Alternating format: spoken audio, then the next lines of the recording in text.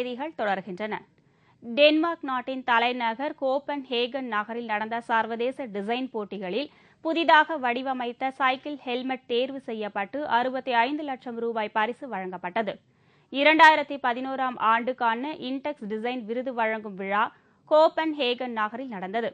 இந்த போட்டியில் சர்வதேச நாடுகளில் இருந்து பல டிசைன்களை அனுப்பியிருந்தனர். அவற்றில் இருந்து உடல், வீடு, பணி, விளையாட்டு, சமூகம் ஆகிய 5 தலைப்புகளில் புதிய டிசைன்களை கண்டுபிடித்தவர்கள் தேர்வு செய்யப்பட்டு பரிசுகள் அறிவிக்கப்பட்டன. ஸ்வீடனை சேர்ந்த ஹோட்டிங் வடிவமைத்த மறைந்திருக்கும் சைக்கிள் ஹெல்மெட் தேர்வு செய்யப்பட்டு ஹோட்டிங் 65 லட்சம் ரூபாய் பரிசு பெற்றார். இதேபோன்று குழந்தைகளுக்கான சிறிய கண்ணாடி, புதிய வகை வீடு, சமுதாயம் ஆகிய துறைகளில் புதிய டிசைன்களுக்கான பரிசுகளும் வழங்கப்பட்டன.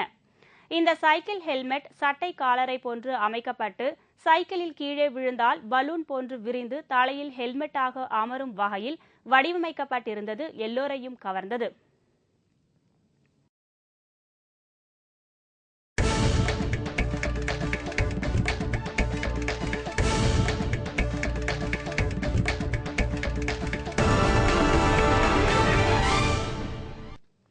அமெரிக்க ஓபன் டென்னிஸ் போட்டியில் சாம்பியன் பட்டம் வென்ற முன்னாள் வீராங்கனை ரஷ்யாவை சேர்ந்த ஷரபோவா 3வது சுற்றில் அதிர்ச்சி தோல்வியடைந்தார்.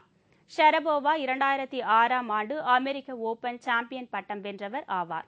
இவர் நேற்று நடைபெற்ற 3வது சுற்று அமெரிக்க ஓபன் டென்னிஸ் போட்டியில் இத்தாலியை சேர்ந்த பென்னட்டாவிடம் 6-3, 3-6, 6-4 என்ற செட் கணக்கில் அதிர்ச்சி தோல்வியடைந்தார். தோல்வி பற்றி அவர் கூறும்போது, இந்த போட்டியில் வெற்றி பெற தாம் கடினமாக பயிற்சி எடுத்துக் கொண்டதாகவும், ஆனால் இந்த தோல்வி தனக்கு பெரும் ஏமாற்றம் அளிப்பதாகவும் தெரிவித்தார். இந்த போட்டியில் வெற்றி பெற்ற இத்தாலியை சேர்ந்த பென்னட்டா தரவரிசையில் 26வது இடத்தில் உள்ளவர் ஆவார். இந்த வெற்றி தனது வாழ்க்கையில் ஒரு தலைசிறந்த வெற்றி என்று கூறி அவர் இந்த வெற்றியை உற்சாகமாக கொண்டாடினார்.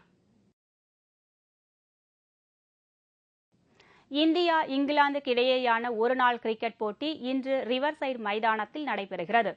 இங்கிலாந்தில் சுற்றுப்பயணம் மேற்கொண்டு வரும் இந்திய அணி அங்கு டெஸ்ட் மற்றும் ஒருநாள் போட்டிகளில் விளையாடி வருகிறது.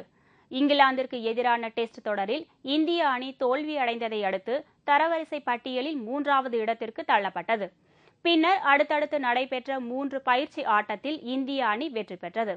இதனைத் தொடர்ந்து மான்செஸ்டர் நகரில் இரு அணிகளுக்கும் இடையே நடைபெற்ற 20 ஓவர் போட்டியில் 6 விக்கெட் வித்தியாசத்தில் இங்கிலாந்து அணி அபார வெற்றி பெற்றது.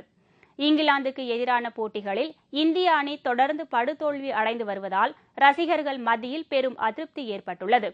இந்நிலையில் இரு அணிகளுக்கு இடையேயான முதலாவது ஒருநாள் கிரிக்கெட் போட்டி இன்று ரிவர்சைடு மைதானத்தில் நடைபெறுகிறது. இதற்காக இரு அணி வீரர்களும் தீவிர வலைப்பயிற்சியில் ஈடுபட்டு வருகின்றனர்.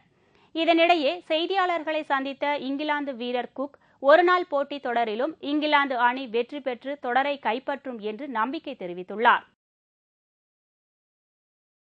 இத்துடன் செய்திகள் நிறைவடைகின்றன. மீண்டும் தலைப்புச் செய்திகள் மாலை 6 மணிக்கு. உங்கள் பிரச்சினைக்கு உடனடி தீர்வு காண 30134600 என்ற கேப்டன் டிவியின் தொலைபேசி எண்ணை தொடர்பு கொள்ளவும். வணக்கம்.